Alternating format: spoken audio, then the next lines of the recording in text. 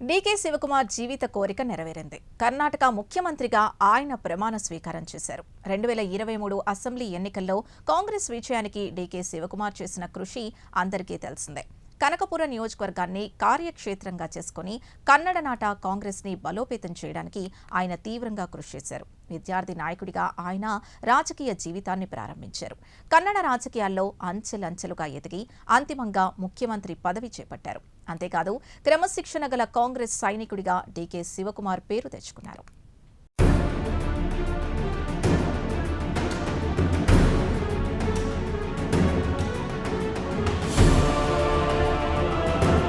కర్ణాటక కాంగ్రెస్ రాజకీయాల్లో కొత్త అధ్యాయం ప్రారంభమైంది. కర్ణాటక ముఖ్యమంత్రిగా డీకే శివకుమార్ ప్రమాణ స్వీకారం చేశారు. కన్నడ కాంగ్రెస్లో డీకే శివకుమార్ ప్రముఖుడన్న సంగతి ప్రత్యేకంగా చెప్పక్కర్లేదు. డీకే శివకుమార్ 1962 మే 15న జన్మించారు. తండ్రి కెంపెగౌడకు కనకపుర ప్రాంతంలో సామాజిక కార్యకర్తగా మంచి పేరుండేది. ప్రజల సమస్యల పరిష్కారానికి కృషి చేసే వ్యక్తిగా కెంపెగౌడకు పేరుంది. అదే లక్ష్మణం వారసత్వంగా డీకే శివకుమార్కొచ్చింది. కాలేజీలో చదువుకునే రోజుల్లోనే విద్యార్థి రాజకీయాల్లో శివకుమార్ మంచి పేరు తెచ్చుకున్నారు. సమర్థుడైన స్టూడెంట్ లీడర్గా ఆయన గుర్తింపు తెచ్చుకున్నారు. కాలేజీ చదువు పూర్తయ్యాక యూత్ కాంగ్రెస్లో చేరారు. రాష్ట్ర స్థాయిలో యూత్ కాంగ్రెస్లో వివిధ హోదాల్లో పనిచేశారు.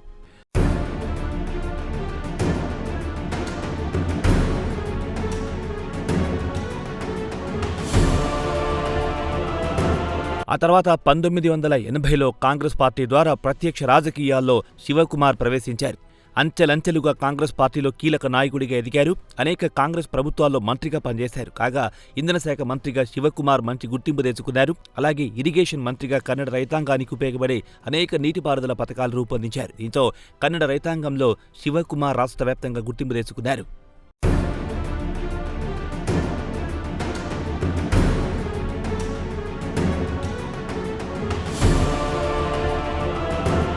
కాంగ్రెస్ వర్గాల్లో ట్రబుల్ షూటర్గా డీకే శివకుమార్ పేరు తెచ్చుకున్నారు. పార్టీ క్లిష్ట సమయంలో ఉన్న అనేక సందర్భాల్లో పార్టీని గట్టెక్కించారు శివకుమార్. మిగతా రాష్ట్రాల్లో కాంగ్రెస్ ఎమ్మెల్యేలను బీజేపీ హైజాక్ చేసే అవకాశాలున్నప్పుడు హైకమాండ్ అనేకసార్లు డీకే శివకుమార్ పైనే ఆధారపడింది. మిగతా రాష్ట్రాల్లోని కాంగ్రెస్ ఎమ్మెల్యేలకు రిసార్ట్స్లో శివకుమార్ ఆశ్రయం కల్పించారు. అసెంబ్లీలో బలపరీక్ష సమయానికి కాంగ్రెస్ ఎమ్మెల్యేలను ఆయా రాష్ట్రాలకు తరలించి అక్కడ ప్రభుత్వాలు ఏర్పాటు చేసేలా చూశారు. దీంతో కాంగ్రెస్ హైకమాండ్కు డీకే శివకుమార్ బాగా దగ్గరయ్యారు. రాష్ట్ర మంత్రివర్గంలో 2 సార్లు మంత్రిగా పనిచేసిన అనుభవం ఆయనకుంది. 2023 ఎన్నికల్లో కనకపుర నియోజకవర్గం నుంచి డీకే శివకుమార్ ఎన్నికయ్యారు. కనకపుర నుంచి ఆయన అసెంబ్లీకి ఎన్నికవడం ఇది 3వ సారి.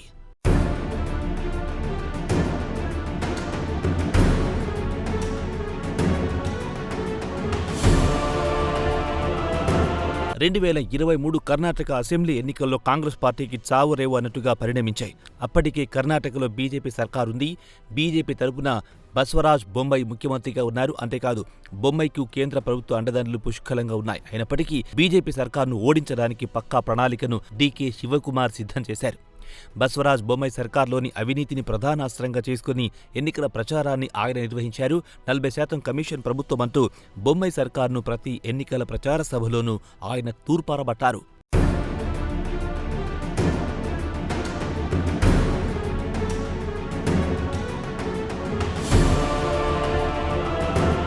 ఇదిలా ఉంటే డీకే శివకుమార్ సంధిస్తున్న అవినీతి ఆరోపణలను బీజేపీ సమర్థవంతంగా తిప్పికొట్టలేకపోయింది. దీంతో బీజేపీ ఎప్పటిలాగే ఆత్మరక్షణార్థం అభివృద్ధి మంత్రాన్ని ఆలపించింది. కాగా తాము అధికారంలోకి వస్తే బజరంగ్ దళ్ సంస్థ నిషేధిస్తామంటూ ఎన్నికల ప్రణాళికలో కాంగ్రెస్ ఇచ్చిన హామీని అడ్డం పెట్టుకుని హిందూ ఓటర్లను ఆకట్టుకోవడానికి బీజేపీ తీవ్ర ప్రయత్నాలు చేసింది. అయితే కన్నడ ఓటర్ల దగ్గర ఈ పాచిక పారలేదు.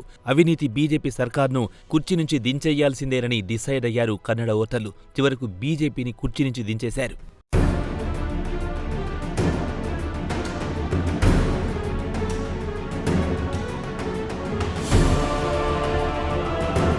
కనకపుర నియోజకవర్గాన్ని తన అనుచరులకు వదిలేసి కాంగ్రెస్ అభ్యర్థుల గెలుపు కోసం ఆయన కర్ణాటక వ్యాప్తంగా ఎన్నికల ప్రచారం నిర్వహించారు. కాగా డీకే ఎక్కడెన్నికల ప్రచార సభ పెట్టినా ప్రజలు తండోపతండాలుగా వచ్చేవారు. దీంతో జనం స్పందనను ఆయన పసిగట్టారు. ఈ నేపథ్యంలో రెట్టించిన ఉత్సాహంతో అప్పటి బీజేపీ సర్కార్పై ఆయన విమర్శలు చేశారు. ఎన్నికలకు ముందే విజయం తమదేనని కాంగ్రెస్ హైకమాండ్కు శివకుమార్ భరోసా ఇచ్చారు. అంతిమంగా కాంగ్రెస్కు ఘన విజయం సాధించి పెట్టారు.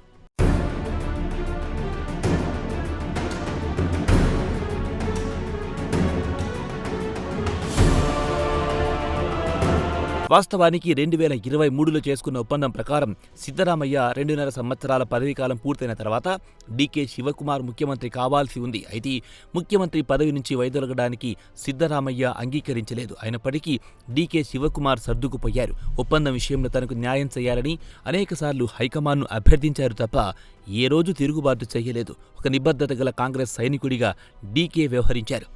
ఈ నిబద్ధతే అంతిమంగా డీకే శివకుమార్కు ముఖ్యమంత్రి పదవి లభించేలా చేసింది.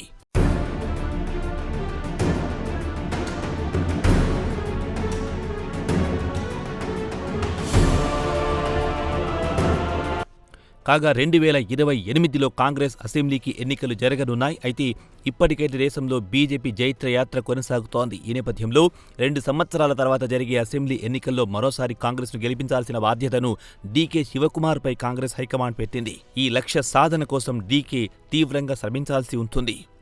ఏదేమైనా కన్నడ రాజకీయాలలో కొత్త అధ్యాయం ప్రారంభమైంది.